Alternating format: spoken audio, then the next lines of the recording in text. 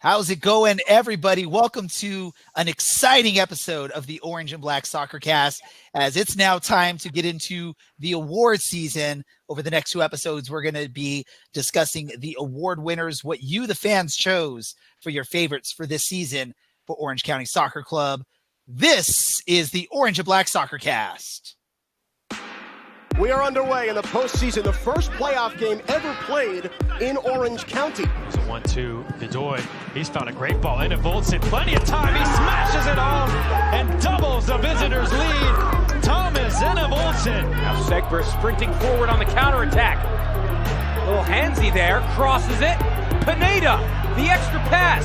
Seaton finishes. It rolls down to his left and burying aside. Well taken care of by the Orange County keeper. We'll leave it for Aiden Quinn. He'll strike towards goal, and it's gone in! An equalizer and a winner in second half stoppage time for Orange County off the left boot of Aiden Quinn. This is the Orange and Black SoccerCast, the only podcast dedicated to Orange County Soccer Club, its fans, and supporters. Follow us on Twitter at OCSC_SoccerCast and on Facebook at Orange and Black SoccerCast. How's it going, Orange County? Welcome to another episode of the Orange and Black SoccerCast presented by Roughneck Scarves. We are the first and only podcast dedicated to Orange County Soccer Club, its fans and supporters. I'm your host, Ray Samora, and I am with you each and every episode as we discuss all things Orange County Soccer Club. I'm going to try and make it through this episode. My voice is slowly creeping away, but I'm going to push through. But before we do that, I got to welcome everyone back onto this episode. We got three familiar faces to join me here. The first one, he's probably the most familiar because he's with me each and every episode from Counterline Coalition. That's Dylan. Dylan, are you excited about award season? I am. I had a dream about soccer last night, so I'm already ready for the off season to be over, I think is what that means. You're just counting down for March or April, whatever March, the first day of the new season will be. I think a lot of fans, I think any fan of a team not currently in the playoffs is probably looking now forward to that date when the season starts again, because we all love to be at the stadium watching some live soccer. Before we get there, though, we've got someone that's probably excited for this upcoming USL Championship season down in San Diego, where they just announced the branding for their new club for all of their loyal supporters down there in San Diego. That's Alan. Alan, how are you doing down there, man? Excited? Yeah, a lot of big news coming out. We're building a supporters group already. Some guys are working on that, and they're pretty successful. A lot of history. One of the guys did help build the 3252 for LAFC. So there's a lot of excitement down here. The banter has started already. As soon as the name launched, it was like a barrage of USL and MLS hate fest about the name. Not so much about the crest, but more just about the name. But I mean, I guess welcome to the USL. It's been fun.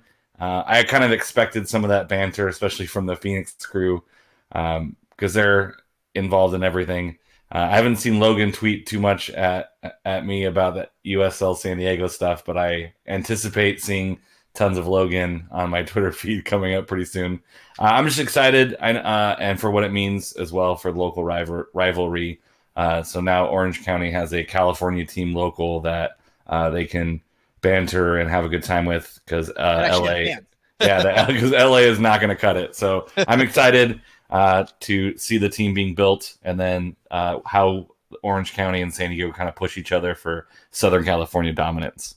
So the question is, where does your loyalty fall between San Diego and Orange County now? Or are you going to be sort of a fan for one and more informational for the other, or are you going to be a fan of two teams?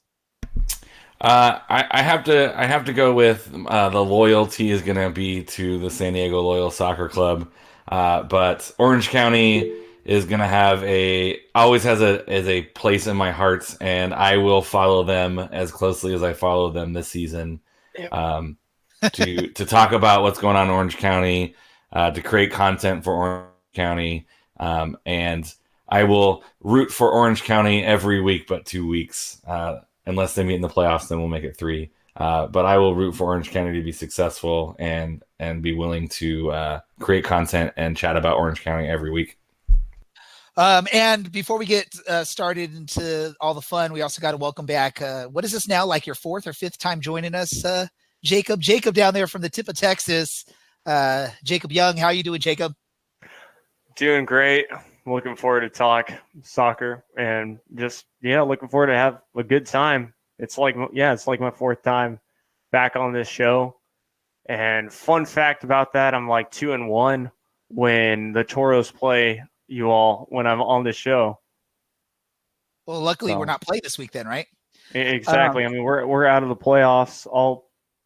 I was about to say all Texas teams. No. Really, all Texas teams are out of this playoffs except for El Paso, which is technically pretty much New Mexico, right there, right? Yeah. Exactly. It's just that little strip between New Mexico and the country of Mexico, basically. Yeah. And I gotta say this, right? Because John Macaluso over 1868 Weekly loves to joke how this is like his show, and we just sort of babysit it for him. But I'm thinking now, Jacob's getting to the point now where you've been on the show more than him. So, John, I mean, if you want to claim part of the show as yours, you gotta find your way back on here. But all jokes aside, welcome back, Jacob. We love having you on. You're always great to talk to, and you always have a lot of great information. We'll see how you can do with some of this Orange County, because pretty much focusing on Orange County today. We brought on Jacob along to help us with some of our award announcements this episode. We'll see how that goes. Before we get into the awards, I know that's all what you all want to hear about. We do have one amazing, important piece of news that broke earlier today, and that was the announcement of the return for next season and seasons to come of defender Michael Orozco. For those not familiar with him, maybe if you're not an Orange County SC follower, he is the former U.S. men's national team player that joined Orange County mid-season. Took him maybe a month and a half to get into form and figure out his place on this club, but he definitely became a big part of this team's run at the end of the season. Unfortunately, fell short in the playoffs, although he, again, had the most amazing goal in that first round of the playoffs. I dare anyone to contest that. Unfortunately, it happened in the playoffs. We had already done our voting for goal of the season, or that probably would have been able to win. Dylan, I'm going to go to you first as the out of all of us, the longest supporter of this team. How excited are you to have Michael Orozco back for the next few seasons or next couple of seasons?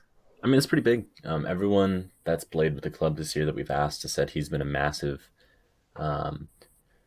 impact for them, just kind of guiding them, whether it's positional stuff, what they're doing in their own play style, or just being a professional. He's kind of gone and done it. He's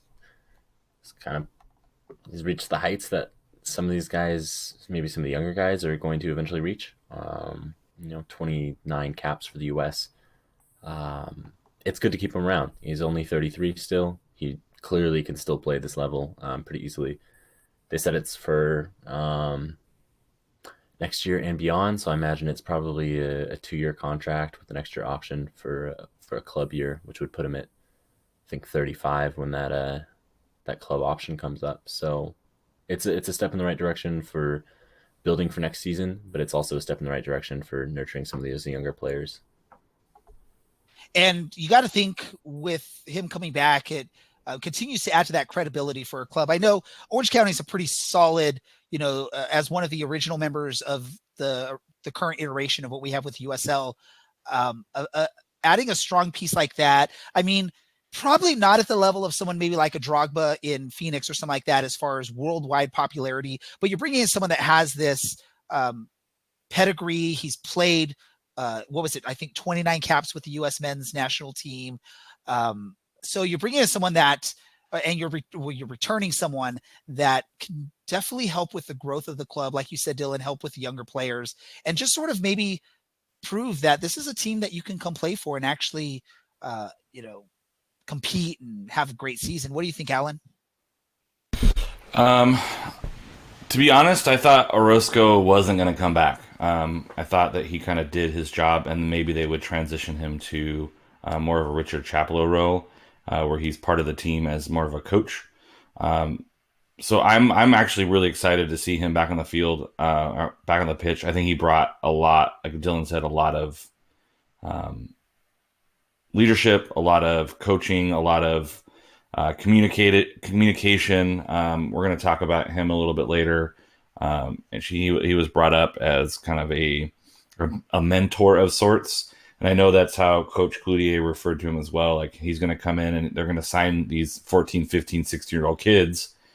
You know, having someone like Michael Orozco around is a great mentor, not only on the pitch, but off the pitch, the national team stuff. Like, it's just going to be such a great resource for these younger players to really develop them faster because there's just more eyes and more people guiding them. And I think it's what Orange County is doing a really good job of now, is blending that experience with youth. And they're continuing to sign young players, but they're also continuing to sign really smart, older play. I shouldn't say older, but more experienced players that really serve as mentors on the pitch. Because, I mean, you got a couple guys yelling from the sideline, but Michael Orozco can pull them off in the middle of the, a dead ball and be like, hey, when that guy does this, do that. And that's on another on the field coach. And so I think it's a really smart move by Orange County.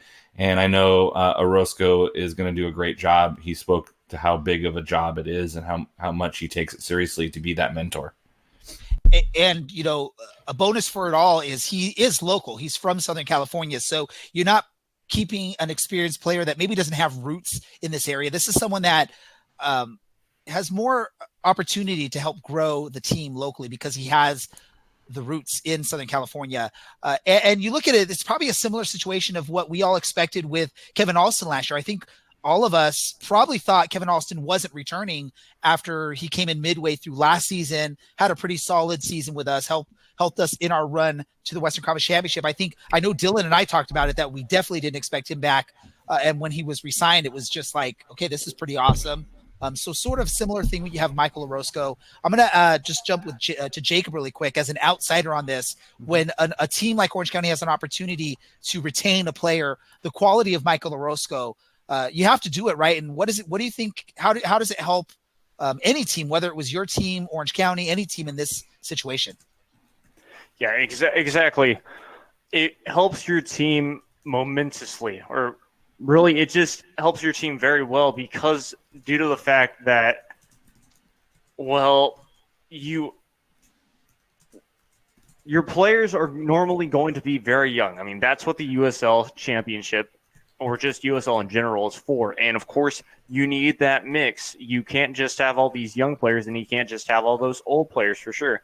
You have to have that good mix where you have some veterans, and those veterans will help your players, not just, of course, coaches, but just the veterans on the pitch telling you, like the defense, a perfect example for the Toros. We have Connor Donovan, player who is technically signed with Houston Dynamo and all this stuff, and he was able to be there where there's young talent around him, but he's able to tell people this and that. Same thing, Tyler Derrick was with Houston and now RGV, and it was that same exact thing. He's in goal. Yes, he's yelling around, but he can also tell these players, look, you do this and this. Yes, of course, he's got that problem with concussions, but other than that, it's just you need that balance. Perfect. I would jump to you, Dylan. Do you have anything else you want to say regarding Michael Orozco? Again, I think it's exciting to have him back next season. When you can get the opportunity to bring that type of player in or retain that type of player, you have to do it. Any last thoughts, Dylan? Yeah, I mean, just everyone's kind of touched on it now, but the local thing is huge. Yeah. We're trying to bring up a bunch of local players and have a uniquely Southern California and Orange County identity attached to the club, and having a mentor in that role who's coming home to finish out his career and to step into this next little phase of his career is huge. And I think that's probably the reason that this deal is the first one that the club got done, because obviously both parties really want him here. And we have a lot to look forward to, I think. Perfect. So again, welcome back, Michael Orozco. We're excited for what this is going to mean for next season. Of course, we're going to be more excited as we hear more and more names of either returning players or new players that join the roster over the next coming months. But now let's turn to the reason why many of you are going to be listening to this episode or even watching us live. And that is to find out who won these awards that you, the fans, voted for. We opened up voting. I believe it was the last home game of the season. We kept voting open a little bit longer than we did last season to give you more opportunity to go in and really pick the winners that you want. We're splitting this up into 2 episodes. So we got 9 awards we're going to announce today. We'll have an additional 8 that we will announce next week. So you'll get to hear some of these awards. What we're going to do is we're going to go through the awards, the nominees, the winners, and then we'll briefly talk about those. We'll share our opinions if we agree with what you, the fans, said, or if we aren't quite happy with the choices, or however we'll do that. We'll figure it all out. But we're going to get right into the swing of things. And to kick things off, we're going to jump into the best hair category. And of course, we have to have Alan talk about this because, of course, he has the best hair on the podcast. So, Alan, go ahead. I'm not sure about that. I think Dylan probably has the best hair on the podcast, but we're not just talking about top of the head. I mean, you got fair. I got the yeah, and I should the whole package. I feel like I should have dressed up for this, like tuxedo, cummerbund. Oh, I thought you were gonna say it so you could unbutton your shirt and show us the chest hair. No one wants that. No one wants to see that. No one. I get dressed in the dark for that reason.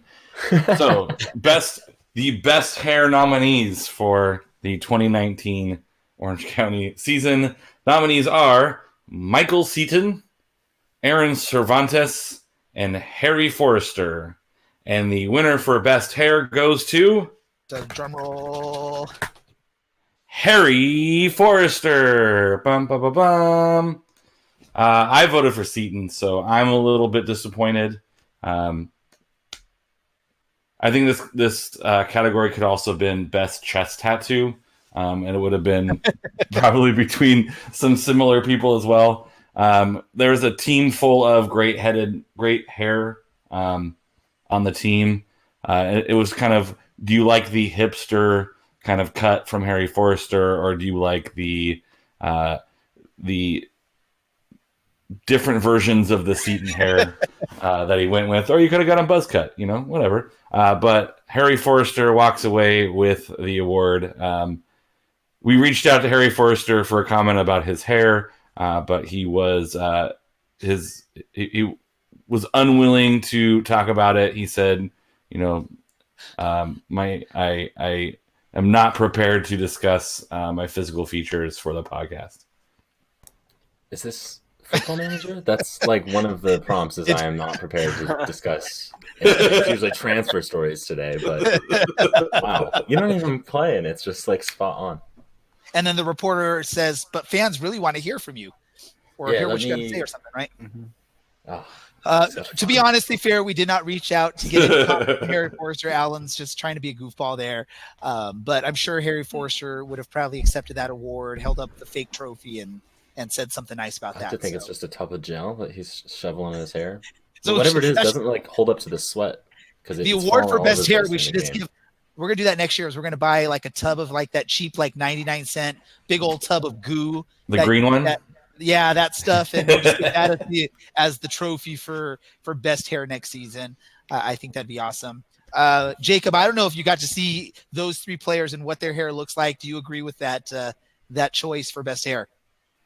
Yeah, I think I would agree with that for sure. Of course, hair is not my forte considering my haircut is the most basic. It's just a buzz cut. But apparently Alan thinks that could have been a winner. I mean, based on likes or suggestions or whatever.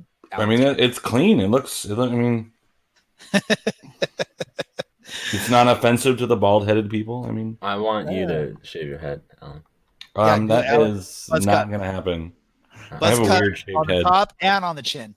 No, just the beard.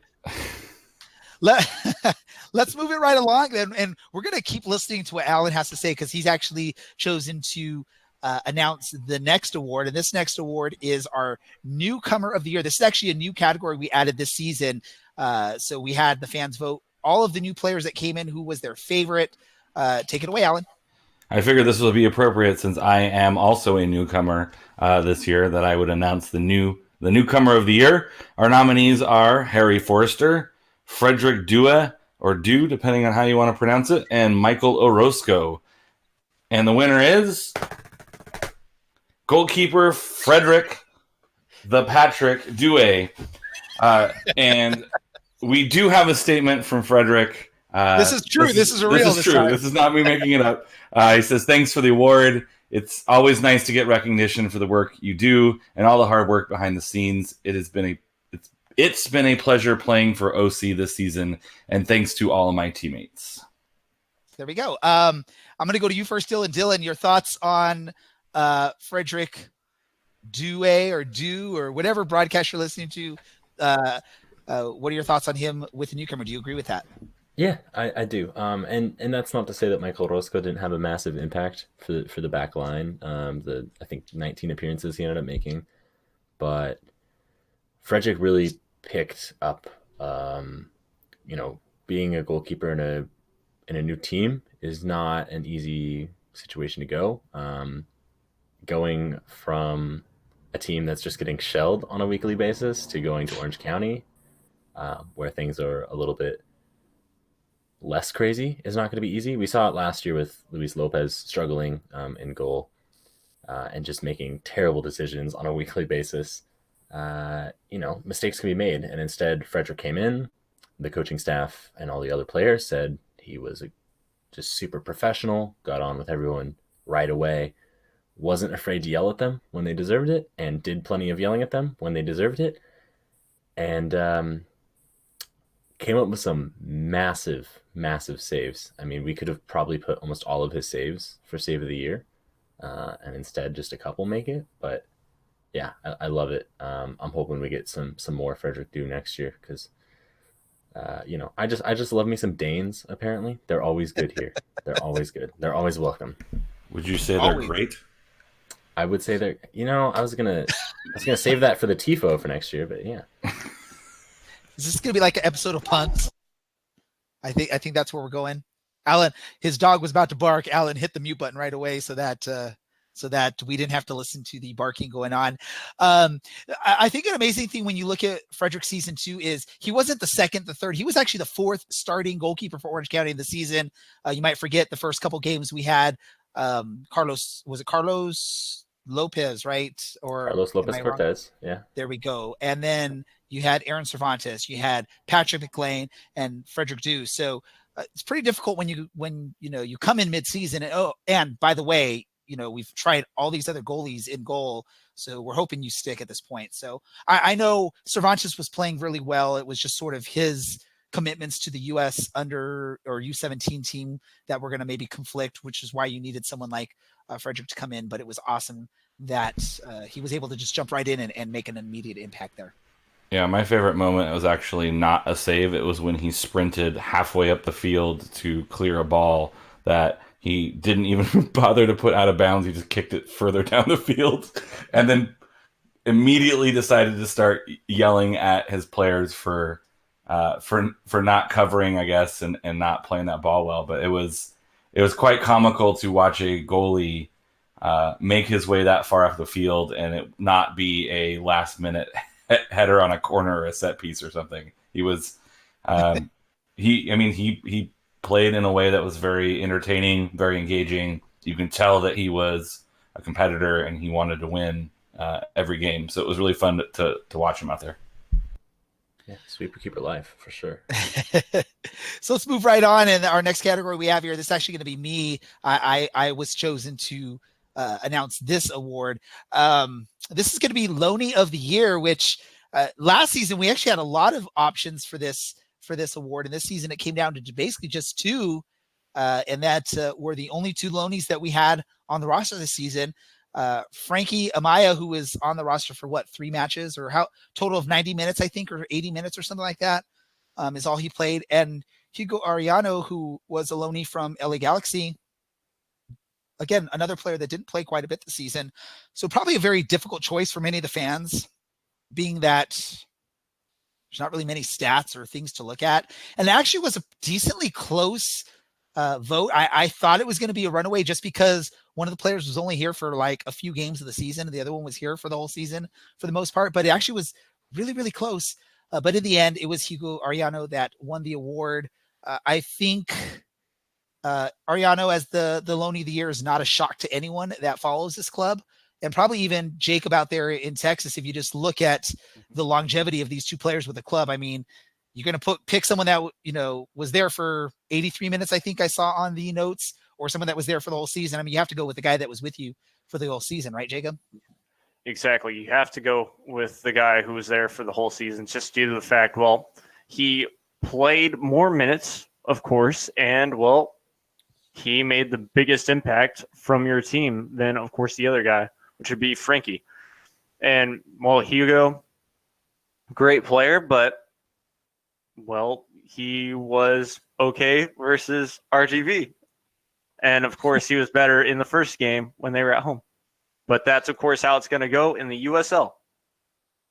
Perfect. Dylan, Allen, do either of you have any comments on this award, or is this one where we could just announce the winner and move on? I mean, I think it's indicative of the direction that Orange County is going, that they just have less loanees, and they're trying to look for some people more permanent that are Orange County players specific, and not just guys that are getting loaned down for a couple games here and there. Like, I think the Amaya one was, hey, we need a place for this guy to play for a couple games before he goes off to, I think the same kind of thing, like a U20s or U23 men's national team. But then Cincinnati just had some injuries and had to pull him back. I played a couple minutes for us, but I think it speaks to the direction that Orange County is moving, is signing young players and making them Orange County players and not relying on an LAFC to loan some folks down for a game. Especially with like the difficulties that fans had, or frustrations fans had with like an Alex Cronali last season, who was up and down. And it seemed after he got a few tastes of MLS throughout the season, his desire to play with Orange County in the USL was a little bit not there. And you look back at last season, there was a couple of players that were really important pieces. Alex Cronali, Andre Rawls, loanees. And this season, again, only 2 on the season, and one of them was there for just, high and buy type scenario. Shows, like Alan said, just sort of where the club's going. So let's move on. I'm going to hand it over to Dylan. Dylan's going to share with us who the fans voted as the best young player on Orange County this season. Yeah, I think Alan's reasoning for this was, since I'm the youngest one on the podcast, that I should be the one in charge of this. I raised that Ray has 2 kids, so he's used to being around young people. So he could probably manage that one. But we had 4 finalists for the best young player of the year. Vinicius, Aaron Cervantes, Edson Alvarado, and oddly, Hugo Arellano. I'm not going to do a drum roll or like sing the answer like Alan. Alan, drum roll. All right. The winner is Aaron Cervantes. Probably to no one's surprise. Just solid after maybe his first 2 appearances, got settled in. I can't really say that anyone else deserved this one. And that's no disrespect to any of the other 3, that is, but Aaron made some massive saves. And of course, he's one of our own players, an Orange County native, so he gets that little added bonus.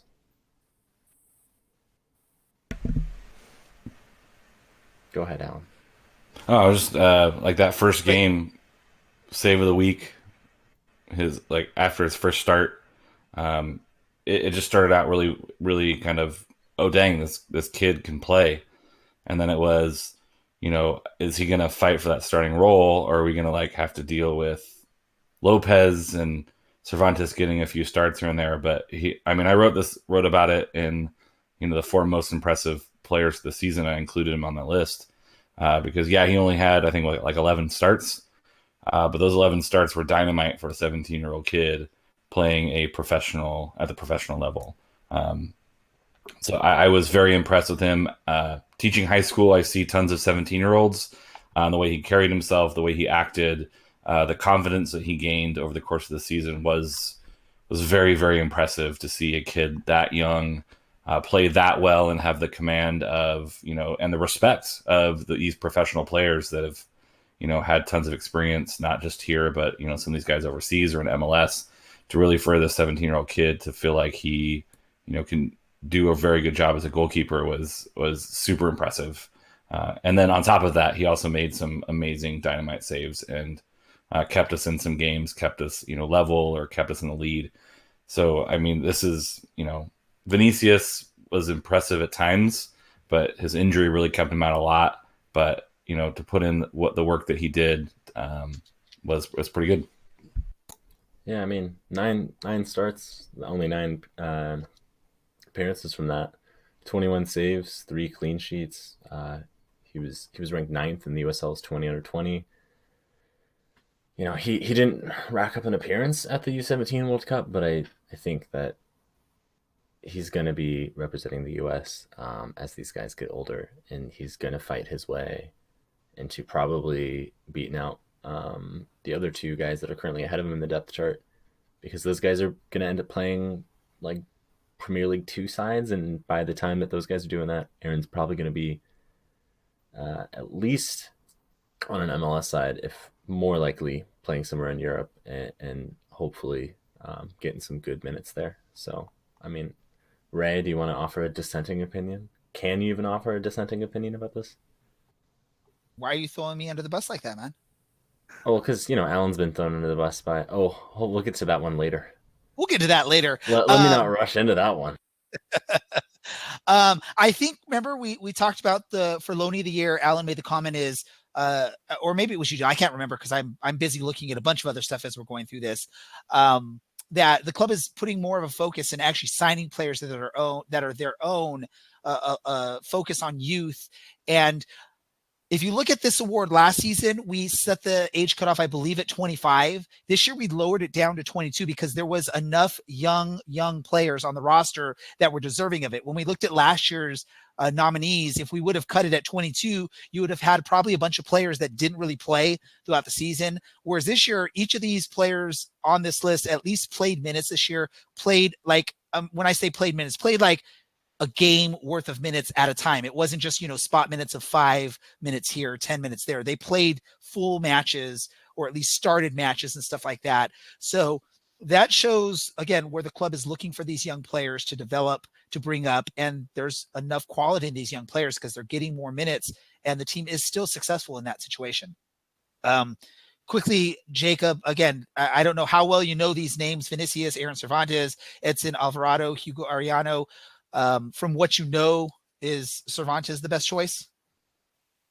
I think so, for sure. I mean, you're talking about young players. When you have young players on your team that can make an impact like that, that can also be leaders and can really get the fans behind them, it's perfect. There's one player for RGVFC that this year was the same deal. He made a huge impact into the squad that, well, A, he was a bit of a leader, and B, he was just this kid that didn't take anything really on the team for granted and things like that, and really just played well. Yes, he did make some mistakes, but guess what? He had that drive to learn and to do better. And, of course, helping us out, almost letting us make the playoffs from our crappy play throughout the year, it still was pretty good. So, yes, you want that type of player, and I think it's great. Yeah, it's well deserved for Aaron Cervantes. I mean, what other? I guess there are other teams that can say they have a 17-year-old starting goalkeeper on their roster, but it's a very rare thing when you see that, and it's someone that actually, when he was in goal, I don't think the fans were scared that Aaron Cervantes in goal, we're going to give up goals, we're going to have our defense better, play their best game of the season. I mean, Cervantes. How many times can you count, Alan, that he was up for save of the week? If you can recall that. So I think it was like 3 at least. And I think he won twice. Yeah. So, I mean, it's someone that was making legit saves in the professional level. And he can only grow from here. It's amazing that he is, at least for now, with Orange County Soccer Club. I know Dylan thinks his ceiling is higher than USL. I'm sure Alan thinks that. I do think that. I just hope it's a few more years before that is sort of reached or discovered. So let's move on ahead. The next category we have defender/goalkeeper of the year.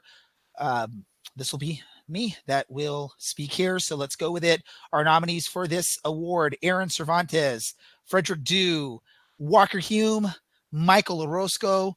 I could say this: you probably can't go wrong with any of those options for your defender/goalkeeper of the year. They all made an impact in one way or another throughout the season. But we do have a winner, again, voted by fans. And Please fix your mic.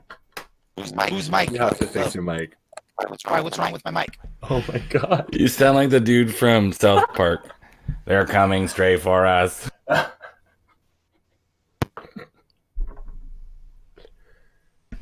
I know you sound... No, I can't hear you at all. I haven't laughed this hard on the podcast since the first eggnog episode last off season. Ray is currently screaming, but he's muted, so we can't hear him. He's yelling at some kids on the front lawn. Okay, tell me, does it still sound the same way? No, it's much better. You're good. Was it sounding horrible the whole time? Just that. It just randomly switched. And you didn't tell me. Whatever. It's okay. You know, I want to say the laptop I use to talk to you guys is not working so great because I'm seeing like a bunch of freezing from everyone on here. So I'm sure the internet is just going crazy. Am I sounding better? Yes. Or am I frozen? No, you're fine. Where were we? I don't even remember where you were, so you might as well just restart. Defender, goalkeeper of the year. Nominees: Aaron Cervantes, Frederick Dew, Walker Hume, Michael Orozco. You guys are just giving me a hard time. Oh, we were about to do a drum roll or something. We don't need a drum roll. The winner is Walker Hume.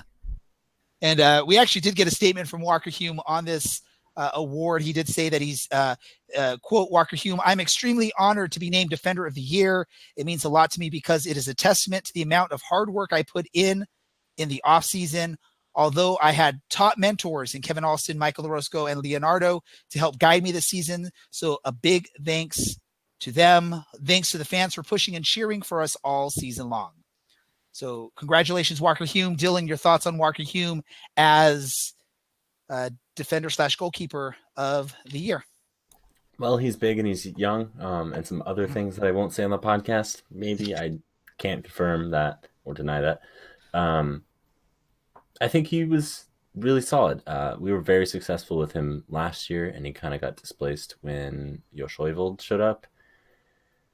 And I thought that was a bit unlucky for him. He was really solid the last couple of appearances he made, and this year brought him back a lot of game time, and he was generally very solid at the back. He even outran a couple wingers, which was the funniest thing to watch happen, and so truly embarrassing for those guys that got beaten in a foot race by a dude that is usually like 7 to 10 inches taller than them and definitely a good 40 to 50 pounds heavier.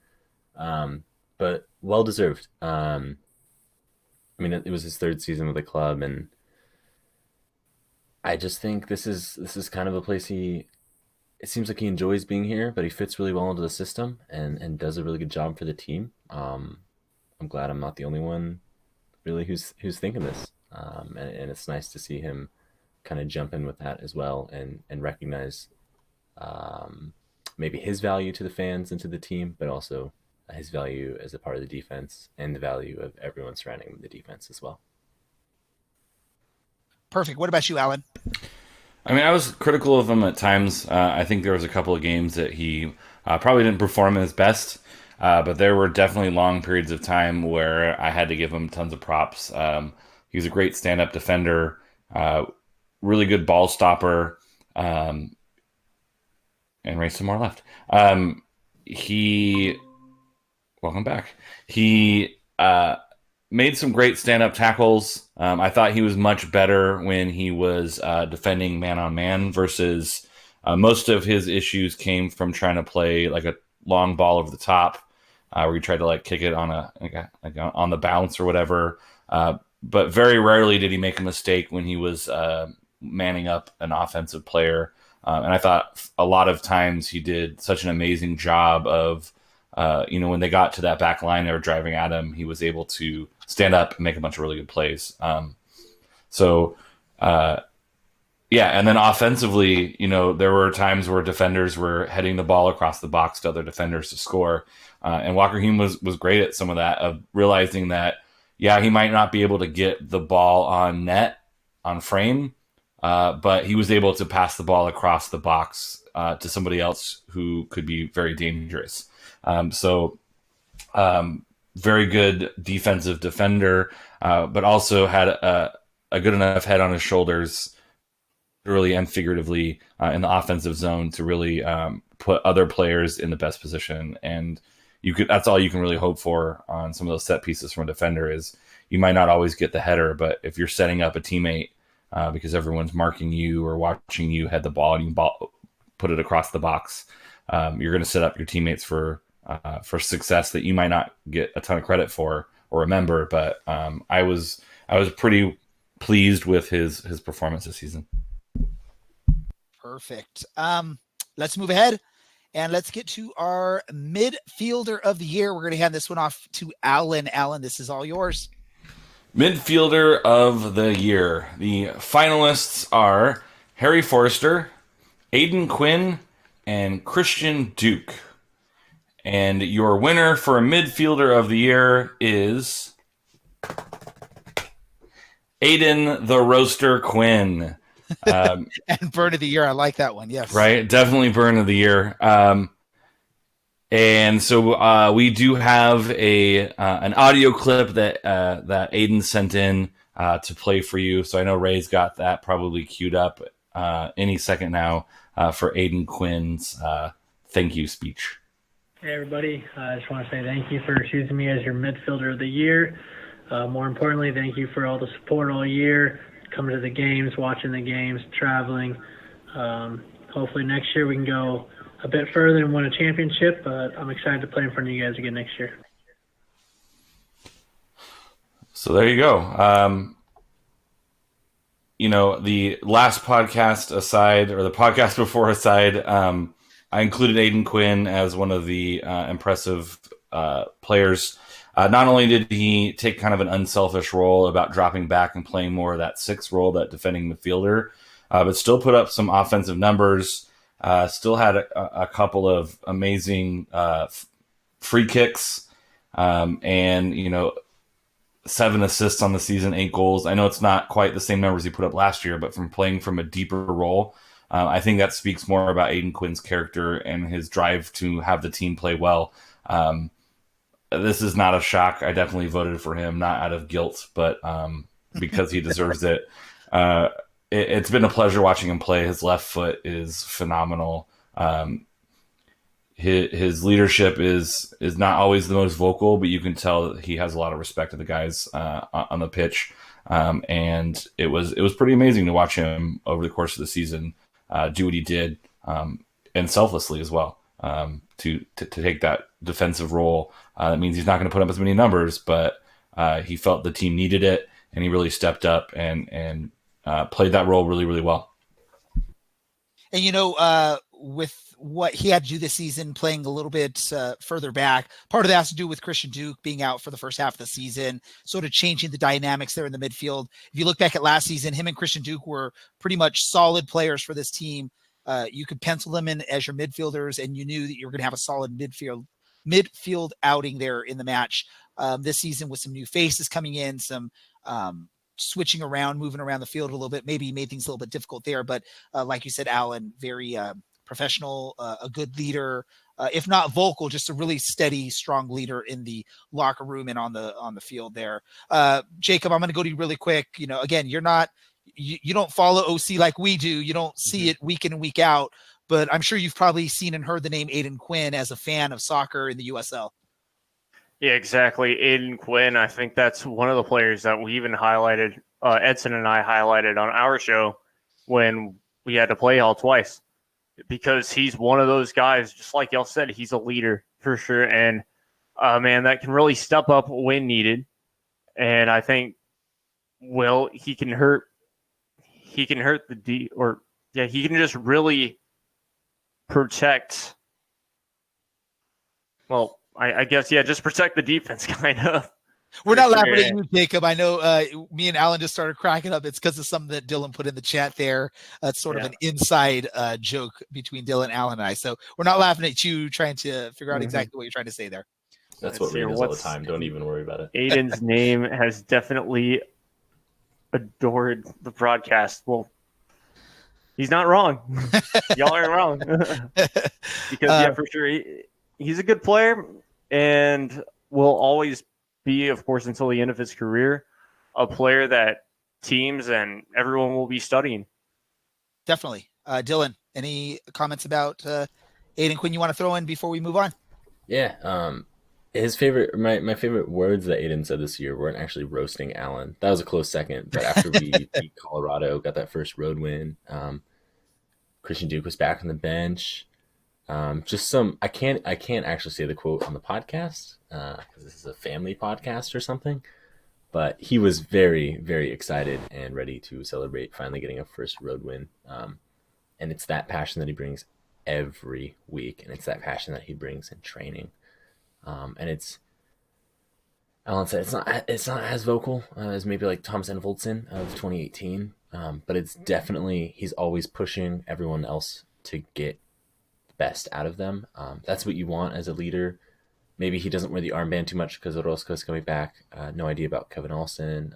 Probably misses out to a guy like Kevin Olsen as well, but definitely the kind of guy that you want on the team for as long as possible, and selfless too, and still put up good numbers. I mean, if you discount 2018, if you don't count 2018 at all, and you look at his numbers here, he's still a very good USL player. And it's really nice to have a guy like that on the team. And really nice to have him on Orange County, because I'm sure, down there in San Diego, Alan could probably say he would be a pretty good fit on a San Diego roster, being a local San Diego guy for an expansion team down there.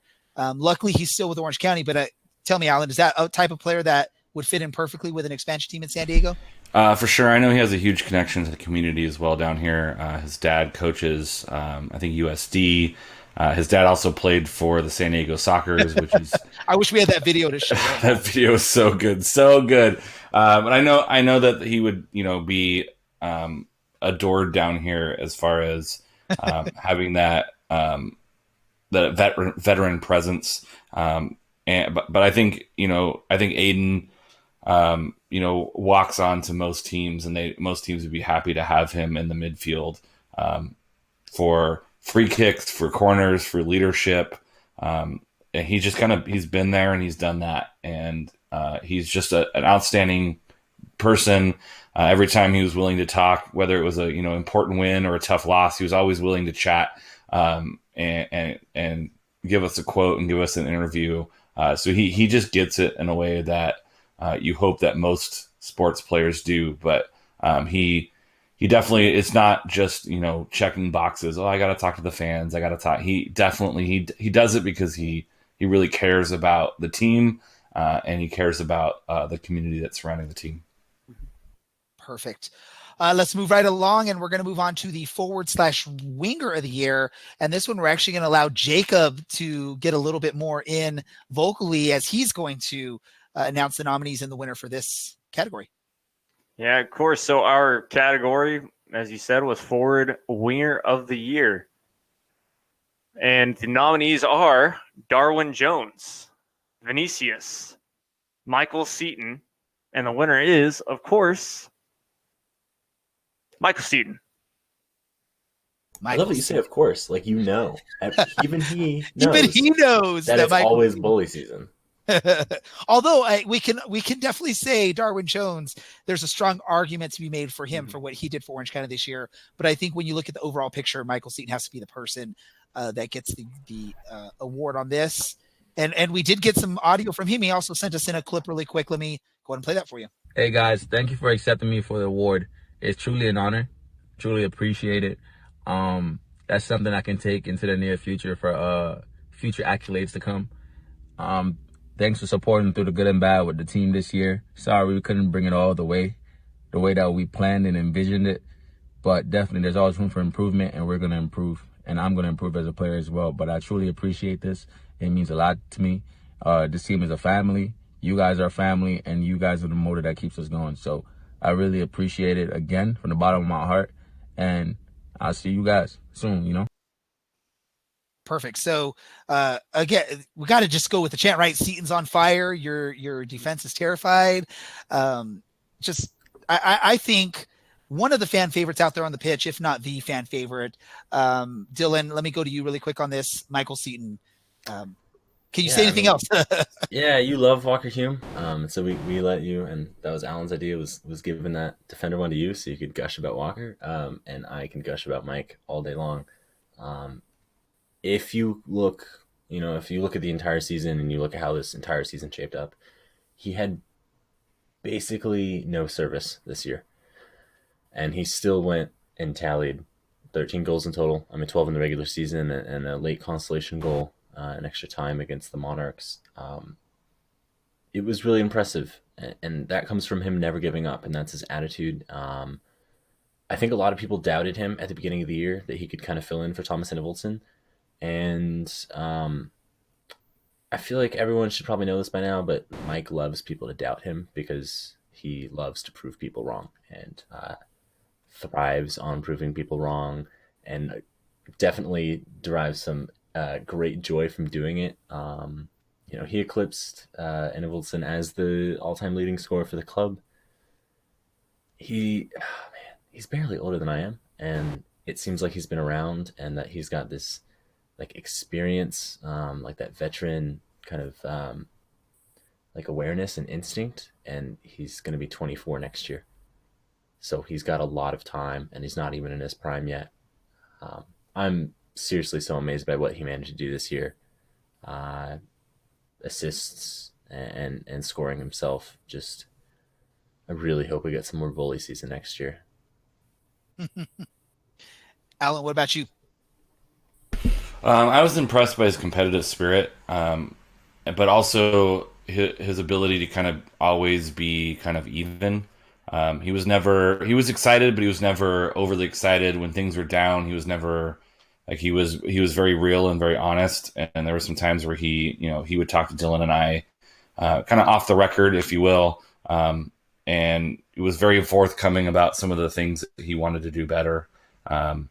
He told Dylan and I, no one's going to beat me to the near post. If they do, I'll pay you $100. And we're like, okay. And they never did. We were watching every game. His competitive spirit is something that's impressive, and he does it with such joy. And I think that's what is attractive about Michael Seaton. Is sometimes people get competitive and they get this edge about them, and it's you look at them, you're like, I'm not going to talk to them. They're just in the zone. They're intense. They're a little bit sometimes can come off as jerks. But Seaton's joy was so infectious that even in some of those downtimes that he talked about, it was he was very real and very open and very honest. But you can tell that he really wanted to be better, not just to tell us that he wants to be better, but really believed it. And then and do it in a way that it brought himself happiness and his teammates happiness. And his quote was perfect. And it's not just him kind of running through the motions or platitudes or, football manager or whateverness. What he said was real. And I saw it week in, week out with him. Just that joy of being on the team, that family atmosphere. It was, you couldn't help but root for him to be successful. If you want to see him back in Orange County, but if he doesn't get a look from an MLS club, I'd be very surprised. He's great in the air. He takes crosses really well. There's a couple of his headers go a few inches the other way, and we're talking about 15, 16 goals on the season. And that's just impressive. And he did it, and you can tell he gets frustrated, but afterwards he's just brutally honest, and like I said, the joy that he plays with is so much fun to watch. Jacob, you have Hear any, that, Houston Dynamo? Go ahead and get that player. Yeah, Pay seriously. some money for Tab Ramos. No. He would do a really good job for some of those MLS teams that need someone to actually care and try week in, week out. Like, I believe the Dynamo desperately needs someone to do that. Just don't take Michael Seaton. I honestly, he's one of a handful of players on this club that could easily fight their way onto an MLS team. If an MLS team gave them a look and invited them for a trial, I have no doubts that they would offer him a contract at the end of it, because he works his ass off every game. Regardless, you look at the opening months of the season, it was runs until he was exhausted and couldn't make those runs to the defense anymore. And even then, it was still holding up the ball, getting everyone else involved in the play, trying to make something work. And even look at the final seconds of the season too, Yeah, always going. And you can't train that, right? Like, that's innate, and that's something he has. And that, again, goes to wanting to prove people wrong. But it's truly incredible what he's capable of doing, and it's wonderful to watch. And I am, like I've said this about everyone, I think that's something. So glad to see him in an Orange County shirt. I hope, again, I said it earlier, I really hope we get some more. Yes. Let's move on then. Let's move on to our next award. We have 2 more awards we're going to cover this episode. The next award, I'm going to hand it off to Dylan for the announcement of this next award. This next award is Fan of the Year. Dylan, take it away. All right. Well, I actually got a vote in this. And I asked a couple people that I thought would have voted for me, and they all said they didn't vote for me. So I don't know which one of you voted for me, but you're crazy. All right. So this year's, I think, final nominees were Andy King, Haggis, Logan, Chris Riley, as always, Blaine Jenks. There were some others that were nominated, including Alan, Sharon, I hope I'm saying that right, the CLC as a group, some named Len, Marcus, Mike Seaton's mom, Peyton, Phil Backey, who's from El Paso, I believe, Ray, who missed a lot of matches, Russell, whom I don't know, and USL San Diego, also now known as the San Diego Loyal. That's correct. I did not vote for that, in all transparency. I really like to imagine that it was not me. That addicted to USL person on Twitter who was doing it in hopes that we would flame you for voting for USL San Diego. But of all of those nominees, and I think there was probably some more, Andy King won this year's Fan of the Year, which I think is extremely fair. Well deserved. He was on the drum for almost the entire season. He was there at the beginning. He was there in Reno. Yeah, and he's a big fan of spiking Truly into the cement because they're garbage, and he hates having to drink them. He's always bringing people, whether it's his family or some work friends or some other friends, always posting on social media about the club, compiling a massive amount of statistics. I reference them constantly. I feel like 90% of our conversations are just about something he's compiled, but truly loves the team and truly loves the sport, and I think it's well deserved. And that's no disrespect to anyone else except for Ray and Alan, who definitely don't deserve it for missing some games. But yeah, have a night, Andy. Are you not gonna? I'm sure he's probably listening right now, so we'll give him a. Oh, he did. You did fix the quote thing. Okay. I did. All right. He gave us a nice long one. That's what she did. To my Orange and Black family, 3 years ago, I sent an email to some guy named Blaine after seeing a YouTube video about lower division soccer supporters groups. I couldn't imagine after 3 seasons I'd be Fan of the Year. Everything I do is for County and County Line Coalition, and I just try to not screw up too much. From drumming to printing song lists, traveling to away games, promoting CLC online, and getting fans and supporters fired up about County. That said, I can never get anything done if it wasn't for my Orange and Black family. I don't use that label lightly, as I feel like you're all my brothers and sisters. I can't name everyone, but definitely special thanks to Blaine, Dylan, Ray, Alan, Jen, the Mats, and Tom. You've all accepted me from the beginning like I'd been there the whole time, from my first watch party in 2017 to the final home game of a challenging 2019. I look forward to many more seasons drumming in Section 9 until we find someone better, that is. Thanks again for the recognition. Only love wins. For County. Yeah, that's Andy. We're like the old saps, I think, of the group. We like to get nice and emotional. Someone else wax poet about him before I get sad, because it's gonna be a few months before I see him. Alan, go. No, of the CLC outside of Dylan, and he was for sure the most vocal. He engaged me in outside of the soccer because we share an interest in music and band and such. But just talking to him, you can tell that this was such a big part of what brought him joy, and seeing Andy interact with the team and at some of the meetups or some of the pregame stuff that they started doing at the end of the season. It was always such a pleasure to talk with him. And he was always looking to bring new people in and make them feel welcome. And those are the types of things that really attracted me to Orange County to begin with, was like the immediate welcoming environment that Orange County creates. And that's through their supporters and folks like Andy that, they make you feel like you're part of something right away, and they're they just they reach out to you and they talk to you, and I can't say enough nice things about Andy. So we would be here for another 45 minutes, I think, if I said everything I wanted to say about Andy. But he's such a vocal part, and not in the normal like bantery things. Just really promoting positivity and promoting that family atmosphere, and really giving it his all for the team and for the CLC. And that kind of attitude is definitely infectious. It makes supporter culture a more positive place, a place where people feel like they can belong and be part of a community. Because some supporter culture is pretty negative, and it is pretty. The banter is fun, but sometimes it can get a little bit, negative and mean. And I never saw that at all from Andy, and it was really refreshing to see his approach to supporter culture and and that realm on the social medias. So I have a lot of respect for Andy and what he was able to portray his love for the team in a very positive and welcoming manner.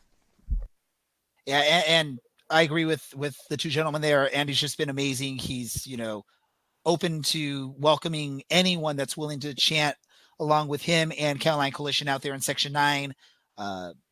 He jokingly, we jokingly, I say stupid things or I mess up common phrases or whatnot, and he jokingly harasses me on it, but it's all out of fun, out of love. He's been a great supporter of us as the podcast ever since it was just me and Dylan talking, sort of not knowing what we were doing yet. I know we still don't quite know what we're doing, but we've slowly gotten a little bit better at this.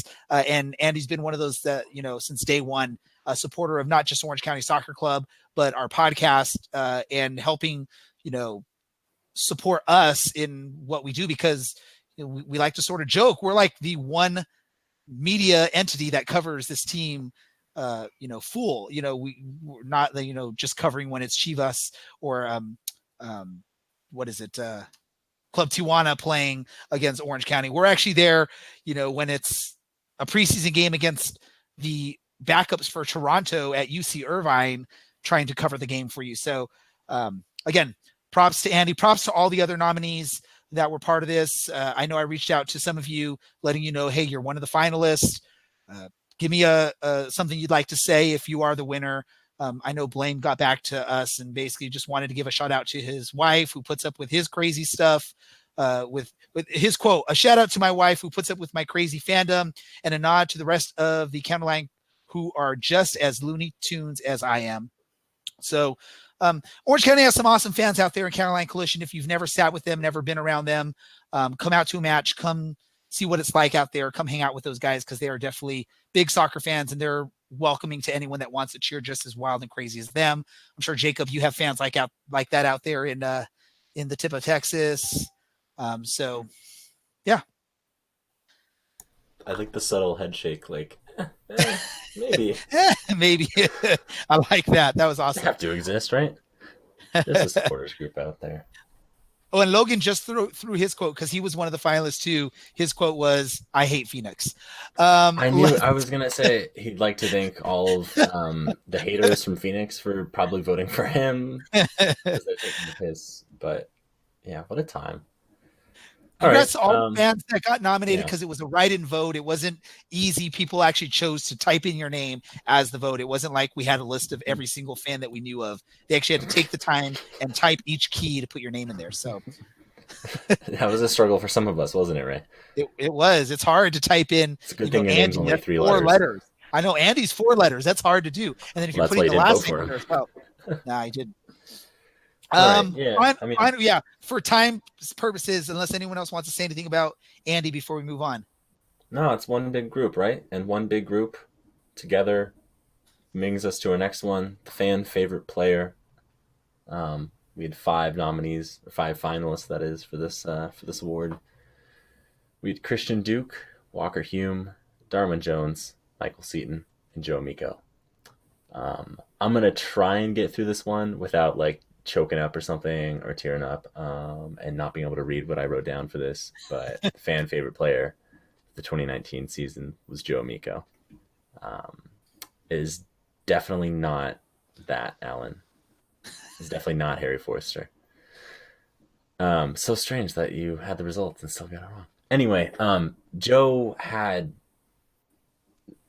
probably it's hard to describe, I think, the year that he had, and I wrote a lot about this for my 4 most impressive and least impressive players. He was definitely on my most impressive.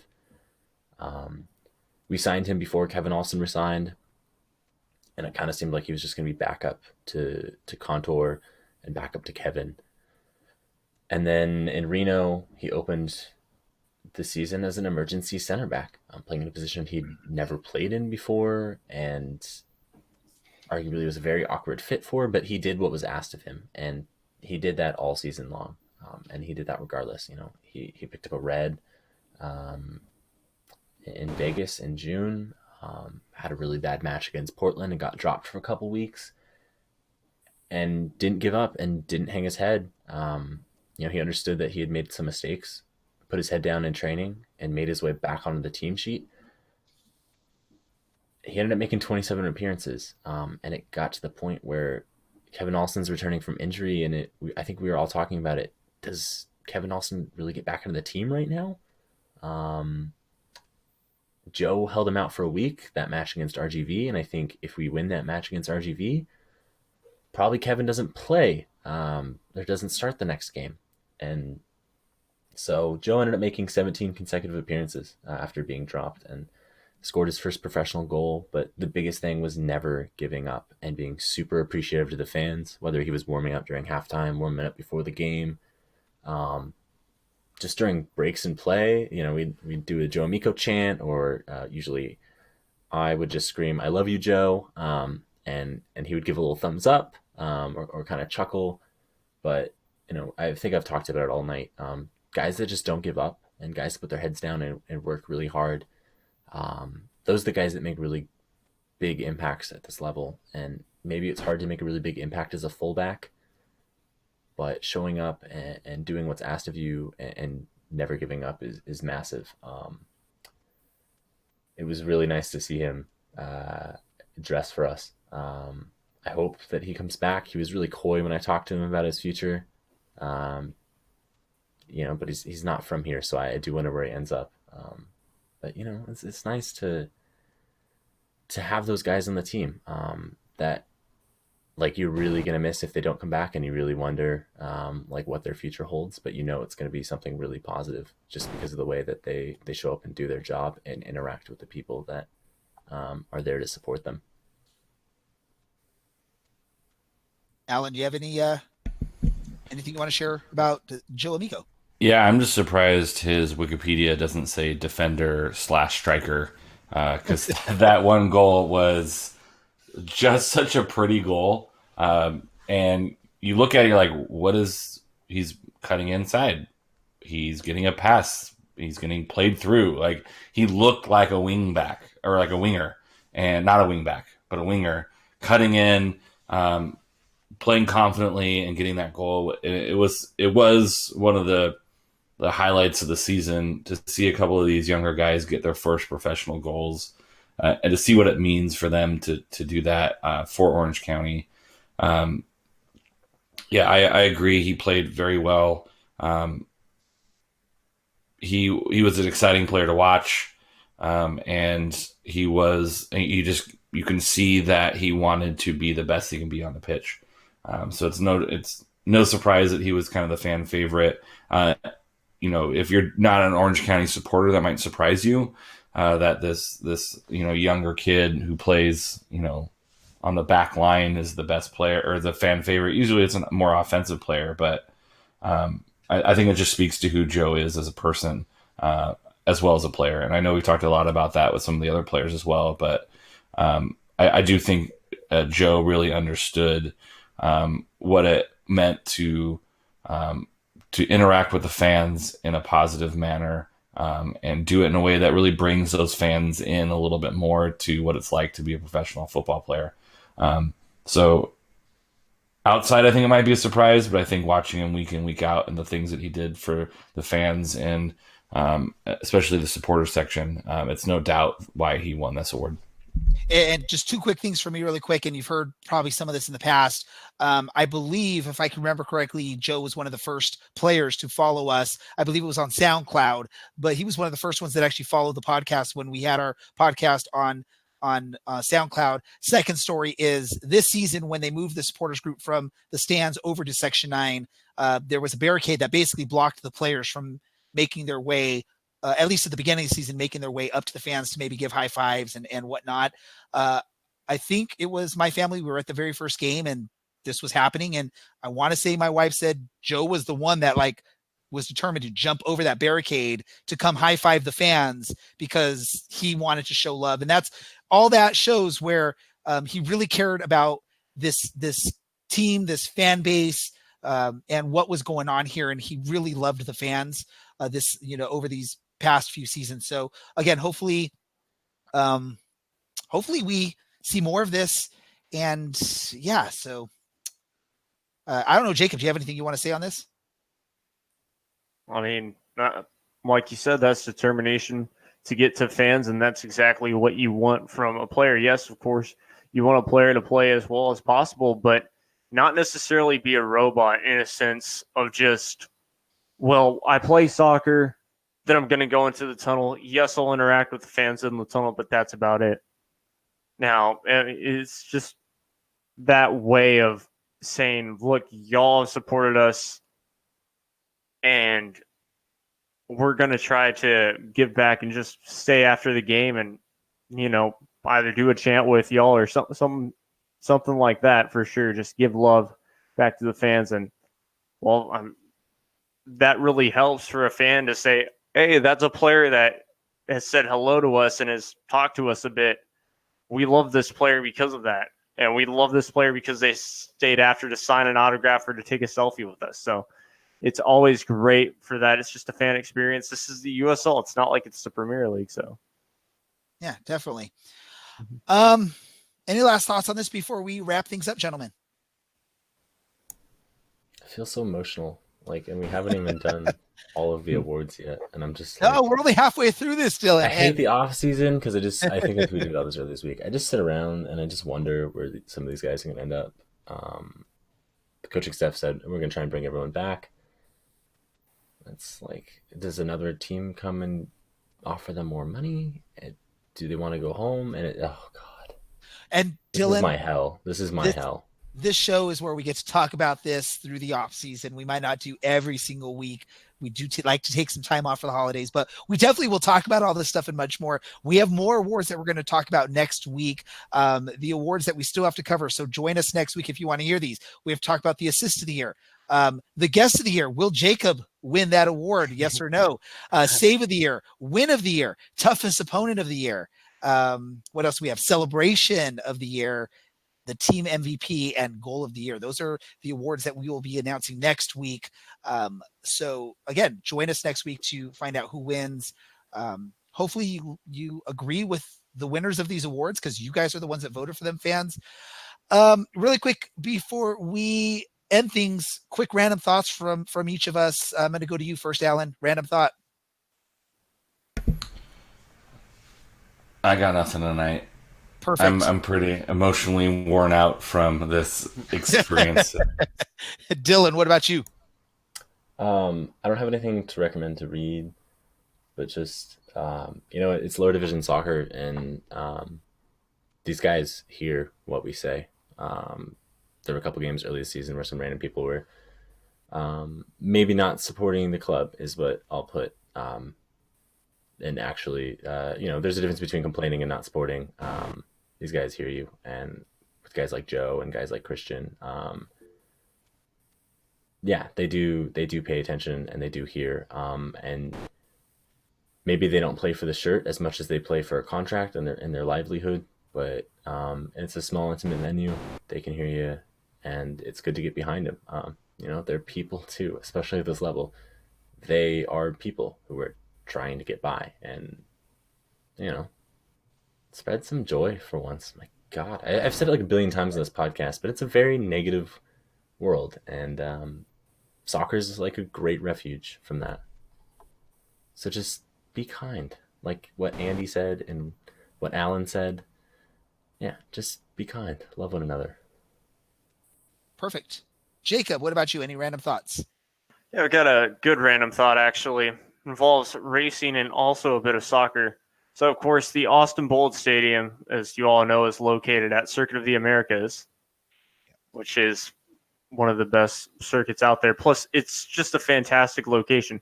Either way, so they built it there. And it's funny. So they had the USGP this past weekend. And that was cool. And I got to talk to some just, random fans. And they said that the stadium has now impeded their viewing of the racetrack, which I thought that was hilarious. And they were so upset about it and things like that. Just like, it's a great location for this. You're not going to find anywhere else. They probably were from California or somewhere else, because they didn't have an accent. So yeah, like a British accent or something like that. So yeah, it was just interesting to hear their thoughts and complaints about that whole thing, when everyone, especially from the USL side, and even me, I'm a huge racing fan and a huge soccer fan. I know, guess what? It's great for both. They can get more attraction for the race, and they can get more attraction for soccer. So it's a win-win. Just wait till they have a weekend where there's the race and a game going on at the exact same time. That'd be pretty awesome. Austin's never going to make it that far in the playoffs. Very bold comment there. Very bold comment there, Dylan. They almost did. Oh, but they would really bad pun. But they wouldn't have hosted. Oh, okay. I'm going to go with Alan. I don't really have a random thought to talk about. Probably because I want to stop talking because my voice is almost shot. Yes. So we're going to do this quick. Jacob, where can our listeners find you if they want to hear more of your voice or just read what you have to say on social media? All right. Well, on Twitter, you can find me at JacobYoung456, Instagram, JacobYoung99, and you can find Down in the Valley. Now, let me make sure that I actually get this correct. Our handle is Down in the RGV. It's very simple, but also it's called Down in the Valley Podcast is our Twitter handle there. And like us on Facebook, same deal. YouTube is Down in the Valley. And to be fair, Down in the Valley Soccer, or else you'll just find the song. And part of BGN, correct? Part of BGN, yes. And maybe some bigger news coming soon from Down in the Valley, so that'll be good. Okay, well, we'll definitely be on the lookout for that bigger news. Alan, what about you? Right now, you can find me at Underwood48 on the Twitter machines. Dylan. You can find me on Twitter at OCSC_Dylan. You can find me on Reddit /u/OCSC_Dylan. Perfect. And you can find me on Twitter at DJ Ray Samora. You can also find the podcast on Twitter at OCSC_SoccerCast. Look for us on Facebook, on Instagram. You can just search Orange and Black SoccerCast. You'll pretty much find us on any of those social medias. You can also go to our website, OCSCpodcast.com, to read what we have to say or listen to any of our previous episodes. Thanks to all of our listeners for continuing to listen to us each and every week. For those of you that have been listening since day one and continue to do so, we definitely appreciate it. If you are a newer listener, maybe you're listening for the first time to hear our awards, go back and check some of our older episodes, because we always reference things we've talked about in the past in our episodes. Remember to check in next week for the conclusion of the second annual Orange Black SoccerCast Awards. For our guests, Jacob, for Alan, for Dylan, this is the Orange Black SoccerCast. I'm Ray. I did that backwards, but who cares? And we are out. Oh, County, you are my team until the day I die. And when that happens, I'll still be seeing you way up in the sky. Whoa.